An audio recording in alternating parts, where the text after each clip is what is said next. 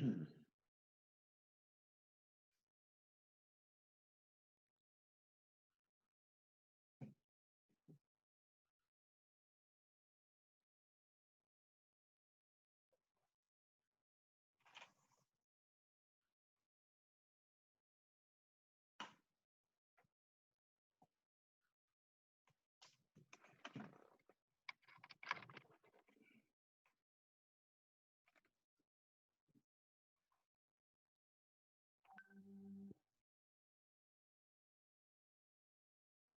morning.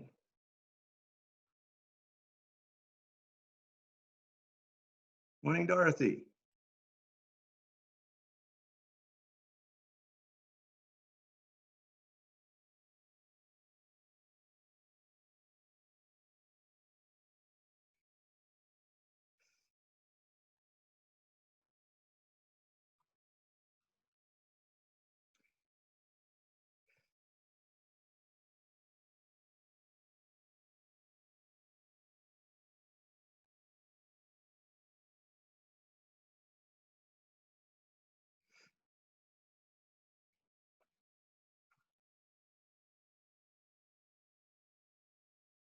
Dorothy, can you hear me?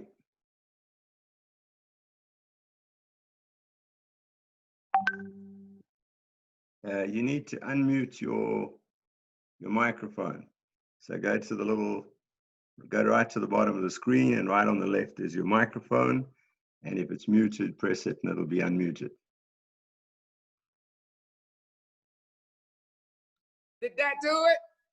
That did it. Now I can hear you. I can't see you, but I can hear you. How can I enlarge you? Just enlarge your screen. Just go to the top right-hand corner. You'll see there's like a little dash, a square, and an X. If you press the square, or like two squares, one behind the other, it'll expand the screen. Oh, I don't see it, but anyway. There it is. You got it? Yes.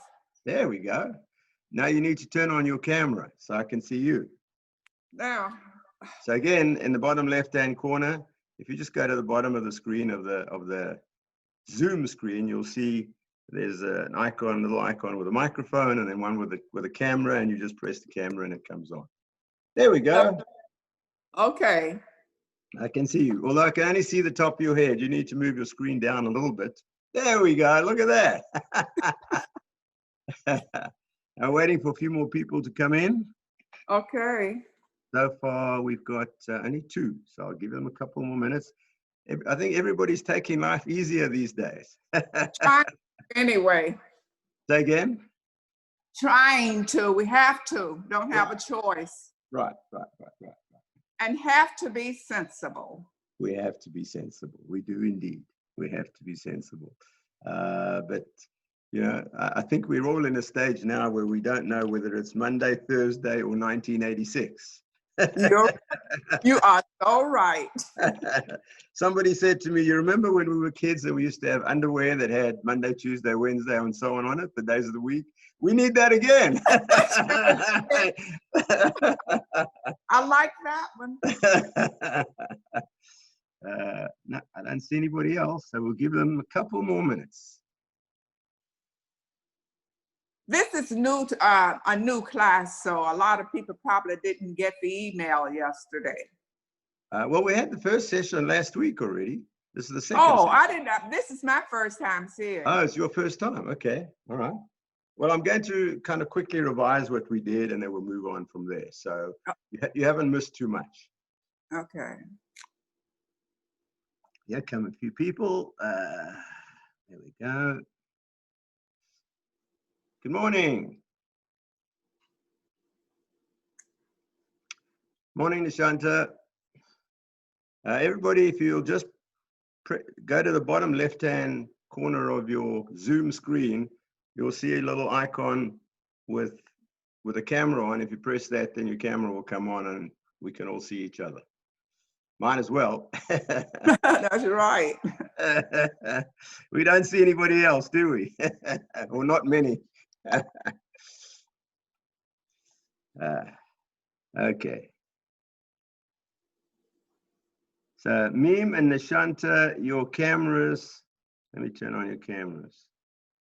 No, I can't turn on your camera. There we go. Okay, this is Mimi, and I have my camera off by choice. Okay, all right. You can have it off if you want. And Ashanti, your camera's off as well. And we got 3 more people coming in, and I'm letting them all in. Good morning, everybody. Good morning. Hello. We'll give it another minute or two. Again, anybody who wants to turn on their camera, it's just the little icon in the bottom left-hand corner. I would also, once we get started, ask everybody please to mute their, press mute their microphone. And not that I don't want to hear from you, of course I do. So if you want to ask a question, just press, unmute it. But otherwise we pick up background noise, dogs barking and children crying and cars going by in the street and so forth. There we go.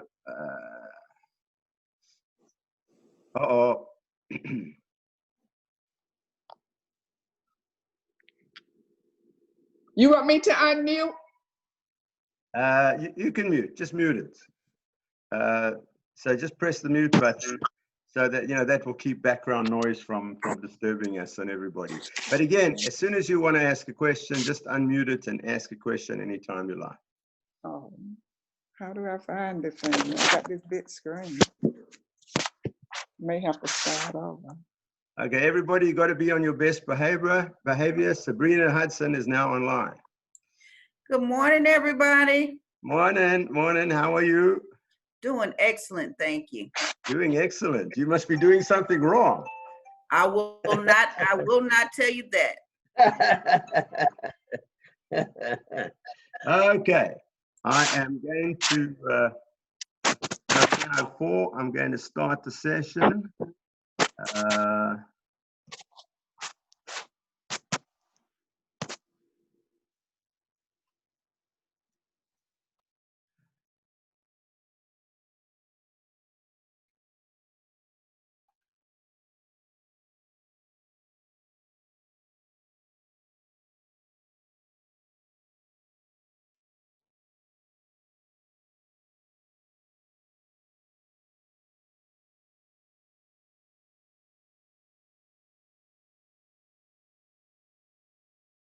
It's weird. Just 1 second. I'm sorry. It's being a little bulky. Why is it doing that?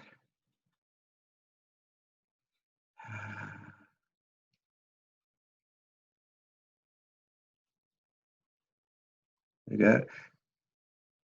Okay, guys, can you see my screen? Hello? Yes. Okay, this is the one that says Internet Security for Seniors. Okay, well, good morning. Wait a minute. A couple people want to come in, so I am going to let them in. There they go. Give them a moment or two to get online.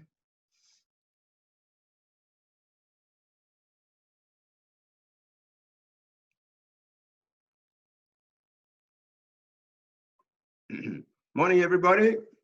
For those who've just come in, if you wouldn't mind, everybody, just mute your microphones. So in the bottom left-hand corner of your Zoom screen, if you put your cursor down at the bottom left-hand corner, or if you're on your phone, just touch in the bottom left-hand corner, and you'll see the little microphone. And if you touch it, it'll have a little red line across it. It would mean your microphone is muted. That's not because I don't want to hear from you. Everybody's encouraged anytime you want to ask a question to do so, but the muted microphone then ensures that we don't get background noise, dogs barking and cars going by and so on, which would disturb us. But at any moment you want to ask a question, just feel free to do so. Everybody can, you can have your cameras on or have your camera off at your own wish, as you wish. Nice for me to see everybody so I can see who's falling asleep and who's playing games or who's actually listening to the session. Okay, so here we go. From Right, so this course is called Internet Security for Seniors. And you remember from last time, this is me. So I just want to, without going over about me, the only thing useful on this particular slide is that last line, which has got my, somebody is not muted, and I'm getting background noise.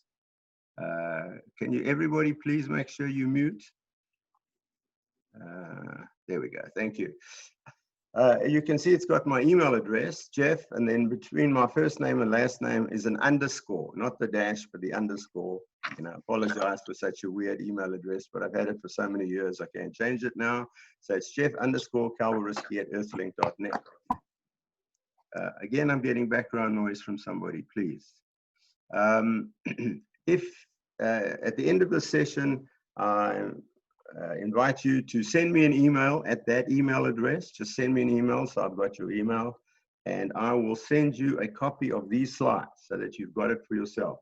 So all of these slides will be yours to use for notes. There's still somebody with background noise. I'm hearing sounds, please, if you don't mind. Thanks. Okay. So we started the session last week.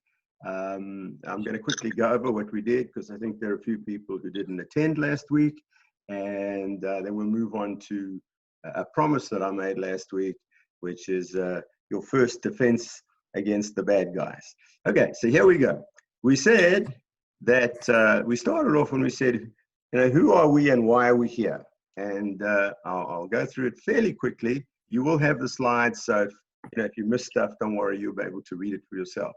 And that was, this was a famous statement by a guy called James Stockdale, who was the vice presidential candidate in 1992. And that put the end to his candidacy. People said, if you don't know who you are, then we certainly don't want to vote for you. Well, that's not the reason I asked that question. The reason I asked that question is that we need to know, who we are and why we are here. What are we here for? So I say we're here for because you're probably concerned, right? You've heard problems about, bad things on the internet. We keep reading it in the press all the time. Bad guys targeting seniors like me to get access to, my money. Make fraudulent progress, clear out my savings. This is all perfectly true. Make fraudulent purchases with my debit or credit cards, and then break into my apartment to abuse my cat and wear my clothes. No, that last one is just a joke. They don't do that. What they really want to do in general is steal your identity. So this is a new crime that didn't exist 20 years ago. And you might think, how can anybody steal your identity? But of course, now that so much has moved online, I can in fact pretend to be you. All I need is some information like your email address, your social security number, some of your passwords, and that information, if it leaks out, means that I could then pretend to be you and either make purchases in your name on Amazon, or much worse, it happened to somebody I know where he got guys, somebody's not muted. I'm getting background noise. Please, everybody, if you wouldn't mind mute. It happened to him that he got a message from from a bank that said he hadn't paid his mortgage on a house in Las Vegas. And he said, well, I've never been to Las Vegas. How can I have a house there? And it turned out that somebody had stolen his identity, taken out a mortgage for $300,000, got it from the bank by convincing the bank that he was the scammer was this person. And then they had taken a loan against the house and headed for South America with money. And he was left now to pay the mortgage on a house which he didn't own. And he had to prove that, he had to prove the negative that it wasn't him. Not pleasant. So, these things, although the newspapers tend to be a bit, hair on fire, sensational about all this stuff, this is sort of broadly true that these are the things that could happen to you. So then what can we do? Well, I suppose we could hide away and ignore all this technology. Who needs to communicate with friends? Who needs to shop online? Doesn't matter if I don't want to watch movies. Let the younger generation have fun. And I say no to that. We are still the greatest generation. There's a lot of good stuff you can do on the internet. There's ways, exactly like we're doing right now. Get information. There are, movies to be seen. There you can have this kind of Zoom conversation with your family, your friends, your grandchildren, and so on, which, 25 years ago, if this had happened then, we would have been stuck at home, and perhaps you might have been able to write a letter once a week. But, at least now we can sort of keep in touch with people, and we can still certainly shop online, we can watch movies and so on. So there's a lot we can do online. So the question is, how do we protect ourselves against those bad guys? They are out there. So I had this particular slide, advice from the past, and here's a quote from a guy named Sun Tzu, who was a Chinese general, a strategist back in the 5th or 6th century BCE, so 2,500 years ago. And he wrote this famous book called The Art of War. And I don't know what it says there in Chinese, but I think it says The Art of War. And he wrote it as a military book, how to fight a war, right? And one of the things he said famously is in that green box, know your enemy and know yourself. So obviously you can't protect yourself on the internet if you don't know what the enemy is going to do. And you also can protect yourself on the internet against our enemies out there if you don't know yourself, if you don't know your own strengths and weaknesses. So obviously, you can see that is a meaningful quote. This book is still in publication, and General Norman Schwarzkopf drew inspiration from it for the first Gulf War. And if it worked for Norman Schwarzkopf, then it's a good thing to work for us as well, is know the enemy. So in general, you'll find when you read in the newspapers about, this company's been hacked, or that company's been hacked, or this person lost all their money, they very seldom tell you any real information. Just, it's the hair on fire, oh my God, the world is coming to an end. Most of it is complete nonsense. So again, if you understand what your enemy can do, what his strengths and weaknesses are, an enemy here is, anybody who's trying to scam you, get access to your assets, hassle you, any of that kind of stuff, which people do on the internet. We need to know what they can do and what they cannot do, and what my strengths and weaknesses are. If I know my strengths, I'll play to them. If I know my weaknesses, once Jeff has pointed it out to you, don't do that, right? So again, you move to New York City, and I say to you, don't walk in Central Park at midnight by yourself. Well, maybe you didn't know that Central Park perhaps could be a dangerous place at midnight. Once I've told you that, you don't do it, and you have less chance of getting robbed. Or if you've never seen an interstate before, and I say to you, don't walk across the 285. Although these days it's a lot less dangerous, but in the old days, don't walk across the 285 with your eyes closed. You may get a rude shock. Well, if you now, but you say, well, that was a weakness. I like walking across the 285, but I'm not going to do it anymore because Jeff says I can get into trouble. See how I'm saying?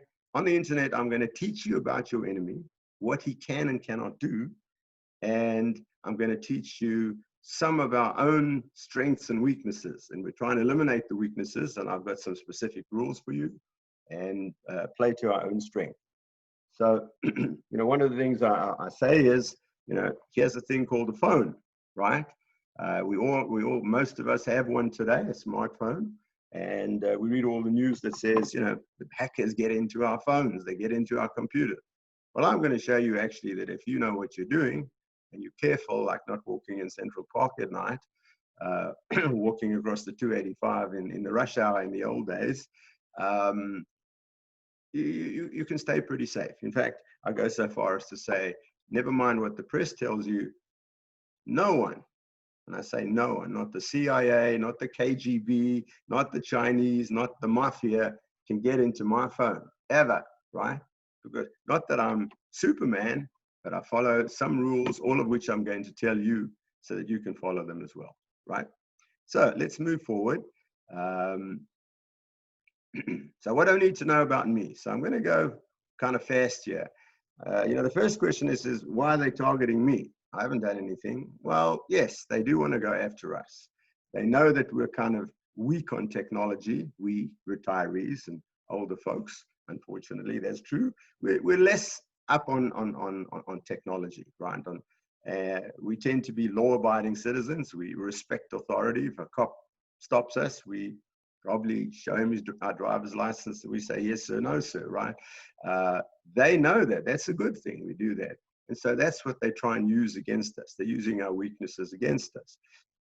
So I'm going to show you that we can be smarter than they are. And don't worry about the fact that, as most people say to me, I don't understand all this stuff about the internet, but my grandchildren do. I'll ask my 14-year-old grandson. Well, actually, believe it or not, the kids don't know diddly squat about security, right? The reason is, other than a very few of them, is that the bad guys generally are not targeting them. Why not? They haven't got any assets, right? But they know that we who are retired, we got some assets. We've got social security payments. We might have some savings, might have some stocks and bonds, some retirement savings. That's what they want to go after. A 20-year-old kid or a 14-year-old kid hasn't got any money. They're not that interested, by and large, right? So we are the target, right? So you need to know that. So I'm going to say we have some good character traits. We may be lonely. We want to communicate with people, especially right now. Now it's very easy to communicate. We have texting and we have video calls and all that kind of stuff. And the bad guys know that. And they're out there trying to inveigle you and me into communicating with them by pretending to be someone else, right? We may like movies. And so that could be used as a way to get to us by offering us free movies or something like that. So, these are fine character traits that we have, but as I say, the bad guys will use it against us. Okay, so what must I know about an enemy? Well, there can be all kinds of people. You may remember the guy at the bottom, Bernie Madoff.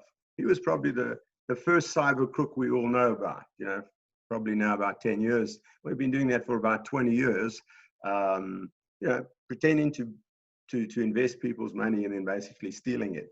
It wasn't really a cyber criminal in the sense of what we have today, where they're actively going after you. But he used his computers to make people think. He printed out beautiful statements for them of how much money they had and how their stocks were growing and so on. Meanwhile, they didn't have any money at all because he'd stolen it, right? So there are various guys out there. The latest version of Bernie Madoff is what we have to worry about. Young people generally, 19, 20, 25-year-old kids, we found out that scamming old people is a much easier way to make a living than the hard way of going to get a job, right? So we need to know that, and we need to know that how they are using the internet to get to us. Now, I want to say here, just again, I'm going to go through this quickly, and you can read most of this yourself, but say cyber criminals are ruthless. They want to gain access to your wallet. People have said to me, well, I've only got $1,000. I've only got $500. Not going to go after me. They will take your $500. They'll take your $100, or they'll take your $1 million, whatever you've got. They don't mind, right? And, some of these guys make tens of thousands of dollars a month by scamming mostly gullible Americans, right? And it doesn't only mean, retirees. I've seen, doctors and lawyers who've been scammed because these guys are really smart and they've learned the art of psychology. So I'll tell you more about it, of how they do that kind of thing. So again, where can a cyber criminal get to us? So I said, oops, it's a little too far. Right. So firstly, they can get to us on the phone. Anybody had any irritating, what we call robocalls, or calls where, yep, anybody not had these robocalls, right? Some of us get them twice a day, every day. Somebody calling to say, this is Microsoft calling. There's something wrong with your computer. Or this is the IRS. We come in to arrest you because you didn't pay your taxes in 1997. Or this is your bank calling. Oh my God, somebody's trying to steal your money. But don't worry, I'm here to help you, right? We get that all the time. And of course, many calls that are just trying to sell us junk, right? And the type of people who call you to sell you stuff, I wouldn't buy from them anyway, because it probably means that they're not reputable, right? We even get letters, but nobody bothers with letters anymore because it costs them too much money. They want to send out 1 million letters, they got to have 1 million stamps, so nobody wants to do that. But the interesting thing about the internet is that these bad guys can create an email, and we'll talk a lot more about that in due course, and send it out to 1 million people for the cost of exactly zero, right? They got to create the email, and then they can send it out to you, me, and 999,000 other people Most of us will throw it away. Some of us will be tempted to see, gee, this sounds like a great offer. And then, as I'm going to show you, you basically just walk, you're halfway across the 285, right? And there's an 18-wheeler coming at 60 miles an hour straight at you. You can also find us anywhere we use a debit or credit card, right? So we use debit cards at ATMs to get cash, at gas stations, restaurants, doctor's offices to pay bills, at Kroger, everywhere, right? And I say debit cards are especially vulnerable. Don't use them. So I'll say this again from what I said last time. Again, Jeff's rule number 1, don't use debit cards for regular shopping. Use it only to get cash from ATMs. Why? Again, without going through each line here, a credit card, you're protected. If somebody steals my credit card number, as has happened to me on a couple of occasions, the bank will give it back to you, and perhaps you're liable for $50. They've always given me the money back. But once you use a debit card, and if I get access to that debit card and I know your PIN number and your credit card number, which, believe it or not, isn't that hard to find out sometimes, then they will clean your bank account out. So whatever money you have in the bank account, whether it be $50 or $50,000, somehow or other they'll clean most of that out. And you may come the next morning and find that your bank account is now empty. That money is gone. There's no way the bank can get it back. That guy's got it. And whether he lives in Nigeria somewhere, or on the islands, or in Kyrgyzstan, or in Russia, it doesn't matter. He's got your money, right, in cash. And that money's gone. So I say generally to seniors, I know a lot of people do this. They use their debit card. I stood behind a lady before the lockdown at Kroger, and she put in a debit card. She didn't bother to shield it. I could quite easily see her keying in the PIN number 1234. So now, if I just grabbed her bag or grabbed her bag outside, or I would have the card. I got the PIN number, and basically she's toast, right? So I say in general, don't do that. It's not a good idea, right? Use a credit card. Right, so let's move forward. Other places that the cyber criminals can waylay us. And if you look at this little icon on the right, imagine your screen and there's somebody with a gun pointed right at you. That's actually true. That's what these guys want to do. So the first one is the robocalls. Second one is scam emails. Anybody get scam emails? Anybody get scam emails more than 10 a day? Right? I get them all the time. I'll show you one of mine, and there's 100 there. Probably get 100 a day, but I built defenses against them. They use fake Facebook posting. So some time ago, Facebook started a campaign. Shame on them that it took so long. And they closed down something like 1 million fake Facebook accounts. So when you see this Facebook account and then somebody tries to contact you on Facebook to say, hey, you remember we were at school together. We went to, Atlanta High School together, and we were Mrs. Jones's English class. I sat behind you. And my name's Tom or Mary. You might say, I don't remember any Tom in my class, but he knows that I was in Mrs. Jones's English class. And so you start talking to these people, and they will have found out quite enough about you to make you possibly believe that they are who they say they are. And then, things may go downhill very rapidly. So again, don't talk to strangers. Don't answer the robocalls. More details about that in a moment. So remember this guy, Sun Tzu. I told you about him a few minutes ago. He said, here's the rest of his quote. If you know the enemy and you know yourself, you need not fear the result of 100 battles. So he's really saying is, you can't fight a battle. Imagine if you're in the Marine. You can't fight a battle if you don't know how strong your enemy is. Obviously not. If you got 10 guys, you need to know that maybe he's got 1,000 guys. You need to know that about your enemy. You need to know that he's coming from the right or the left, or how he's going to attack you. And similarly, you need to know yourself. What are my strengths? I have a weakness on my right that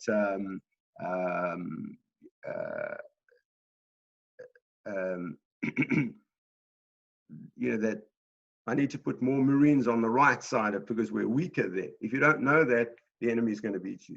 Classic example. And I think I'm the only one who, modestly, I say, has brought this up. Let's take the current virus pandemic we're having. Horrible, isn't it? Terrible. My question is, why did Uncle Sam not have a plan? Why didn't we not have a contingency plan for pandemic? We've had pandemics before. Flu, H1N1, swine flu, and so on and so forth. We knew it was coming.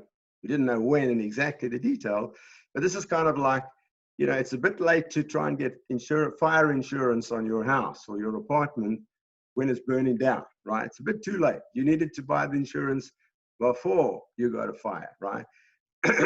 So here's a classic example where the mighty American government, and it appears most governments in the world, didn't know our enemy. We didn't prepare for our enemy, right? And that's still unbelievable to me. I actually asked this question and they didn't put it on the air. I asked it, there was a, a town hall meeting with the president and the virus committee, and they didn't answer that question. My question is, shame on the CDC and the TSA and FEMA, the Federal Emergency Management and so on, that we didn't have a plan. Now, we could never have had an exact plan for COVID, but if we had a plan, we would have known we we're going to need hospital beds and ventilators and, you know, hand washing and so forth, and we didn't. So we had to start from square one. So what I'm trying to do here in this course is give you somewhat of a plan so that you can go forward onto the internet and do all the fun stuff without the bad guys being able to take advantage of you. So keep Sun Tzu's advice in mind. More good advice. Show you one more thing, and then I'm going to show you something really interesting. This is a quote attributed to our friend Warren Buffett, the famous investment guy in Omaha, Nebraska. He said, look around the poker table. If you can see the sucker, you're it, right? So imagine, you know, you've got a few friends and they say, hey, you know, we play poker on Sunday night. How'd you like to come along? It's only, you know, you can only lose $10 or $20 or something. Well, like I say, if you don't know who the sucker is, you're it, and you're going home without your clothes, right? Because you are going to be taken advantage of. So again, so on the internet, the fact is, who's the sucker? Well, we get a lot of stuff on the internet for free, do we not? Uh-oh, telling me this meeting's going to end. Okay, why is it going to end so quickly? I don't know.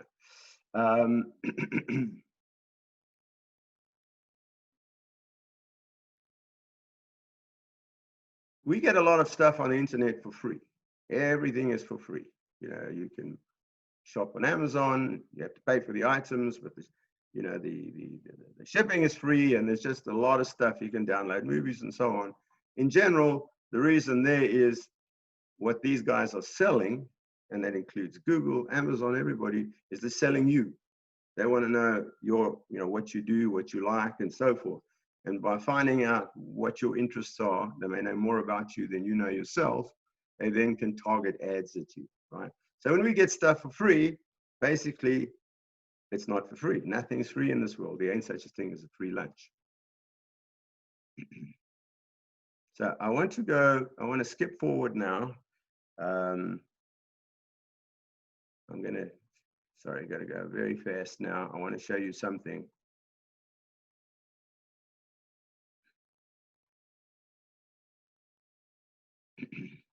It's something new that I just put into the course after last week's session.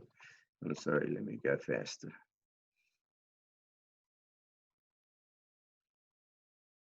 Here we go.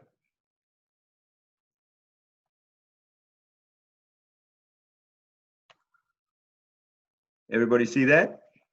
Okay. What's the first one there? Irritating phone calls, the scam phone calls, right? So I'm going to do this very quickly because it looks like they're going to cut us off. Last week, they didn't cut us off. I don't know why it's cutting us off this week. So you get a call from the cell, blame interview from the IRS, your bank, Microsoft, Google, all this kind of stuff. A nice, helpful person tells you that perhaps your bank account has been broken into, or your IRS tax account or your computer has been broken into. They got some story, right? Which always sounds good. And of course, the nice caller is there to help. And sometimes there may be more than one person on the line playing good cop, bad cop. This exactly happened to a friend of mine a couple of months ago. And I managed to help him stop this just before he lost about $8,000. Or like I say, they're just trying to sell you insurance, Medicare stuff, siding for your house, or improvements to body parts you may not even have, which happens all the time, right? So the question then is, these are robocalls. We call them robocalls because robo is from the word robot. There's nobody making these calls. There's no individual making this call. They just got a computer. And that computer's trying every number 24/7. They'll start with 404-255, 0001, 0002, and so on. And eventually they will get to you, and they'll get to me. They'll get to all of us. Don't even be fooled if it looks like the number is very much the same as yours. 404-255, for example. That's the fake. Many of these numbers are fake, and the guy may well be in, like I say here, Nigeria or Ghana or North Korea or Kyrgyzstan, right? There are a lot of criminals out in the parts of the world that we can get access to. So the first thing is, these guys are skilled. Don't talk to them, ever. People say to me, well, I'm just going to pick up. I'm not going to say anything. I'm going to listen. Don't do that. These guys are very, very smart. Their goal is to set your hair on fire, confuse you, and then get access to your assets, right? So you can see this picture in the right-hand corner. There's your phone. But what they're looking for is right behind the phone is that pile of gold. So Jeff's rule number 1 for robocalls. If you don't recognize the number on your phone, do not answer, right? Now, if it's a genuine call, just let it roll over. If it's a genuine call, it's me. Let's say I decide to call you and say, hey, I'm calling to say we postponed the session, or we're starting half an hour later or something. I'm calling you. What's your doctor's office calling you? It's a new doctor. You don't recognize the number. What will a real person do? They'll leave you a message, right? And you can call them back. If it's a scammer, they're not going to leave you a message. But if you don't even pick it up and answer it, you're not even telling them that this is a valid number. As soon as you answer the phone, they know it's a valid number, and you're going to get a lot more of these scam calls, right? So don't answer. Let the call roll over to voicemail. Now, if you want to actually stop these calls, then, like I say here, over here, they're using technology to scam us. And we need to do the same. Their computer versus our computer. And your computer is just as powerful as theirs, even if it's a phone or your iPad. So there are lots of these anti-robocall software products available. The one I use, I'm going to tell you about, is called Hiya. So there you see it in the right-hand corner. That's their symbol, is a sort of blue and red circle with a blue phone in the middle. And it's Hiya, H-I-Y-A, like Hiya, right? And you can get it for free either at hiya.com or at the Apple Store or the Google Play Store, right? Now, what does Hiya do? It's actually a very clever piece of software. It sits quietly on your phone and watches every incoming call. I know that sounds bad. It's like Big Brother watching you, but it's not. It's just watching the numbers that are coming in. If the caller is already in your if the caller, there's some questions and I'll try and answer them in a moment. Let me finish this first. If the caller is in your contact list, right? Let's say it's your family, it's a friend, it's your doctor that you've been going to for years. The call will ring, you pick it up, you'll answer, everything will be normal.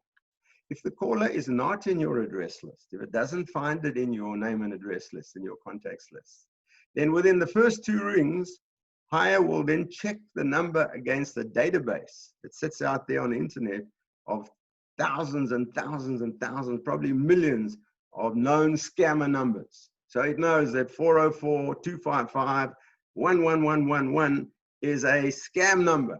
And this call is coming in from 404-255-1111 or 307 or some odd remote area code. If it finds it in the database, Hiya kills the call and it will literally stop ringing. The scammer doesn't get through to you, right? So what sometimes happens is my phone will ring 1 time. Sometimes it doesn't ring at all. Doesn't ring at all. Sometimes it rings 1 time and then it stops, and that means that they found the scammer, that the incoming call is in the scam database, and they cut him off. Isn't that nice? Everybody? So now, not only do they not get through to me, but it gets better, right? It gets better. We can press, if a scam call, if I find out that this call was a scam, somebody is a background noise. Will you, everybody, please mute your phone, mute your screen. There's one button on the screen one button, and I'll show it to you next time. I'll show you a little more detail next time. This time I'm going to mention it. You just have to press one button and you report this number. So let's say a new number comes in. Either you answer it, which you shouldn't, and you find out it's a scammer, or maybe it just rolled over, as I got one yesterday. It rolled over, and when I looked at the message, they had actually left me a message, but it was one of these Medicare scams. You know, we've got some new Medicare junk for you. We all get dozens of those, especially, you know, when they know you recently on Medicare, or that it's coming around to sign up time, right? So I now know that this was a scam number. I press one button next to that phone, next to that call. I just press the button. It reports it to Hiya, and it puts it in the database of scammers. So now, not only will that number never reach you again, it will never reach any other Hiya user, including me. So now, when that guy finally gets around to calling me, as he will, eventually they'll get to every one of us, my Hiya on my phone will look in the database and say, somebody's already reported this guy. And the call is cut. Block that too. Isn't that wonderful? So not only do we protect ourselves, collectively we're protecting everybody that has Hiya, whether they be in New York, Los Angeles, or London, or Melbourne, Australia, or Johannesburg, South Africa. It doesn't matter where they are. That database exists out there on the internet, and it's a long list, probably, you know, millions of numbers by now, right? Now, the trouble with these scammers is they keep changing the number. I've had the same Medicare scam that I've received calls maybe 3 times in the last month or so, and each time it's a different number. So that's what they try and do, is they keep changing the number. Okay. The good news is, as soon as they change the number and they get through to me, I report it, and that number now is of no value to anybody, or it's no value to them for anybody who is on the Hiya list, right? Anybody who has got Hiya. So where do we get Hiya? Well, where do we get Hiya? I said you can get it from hiya.com,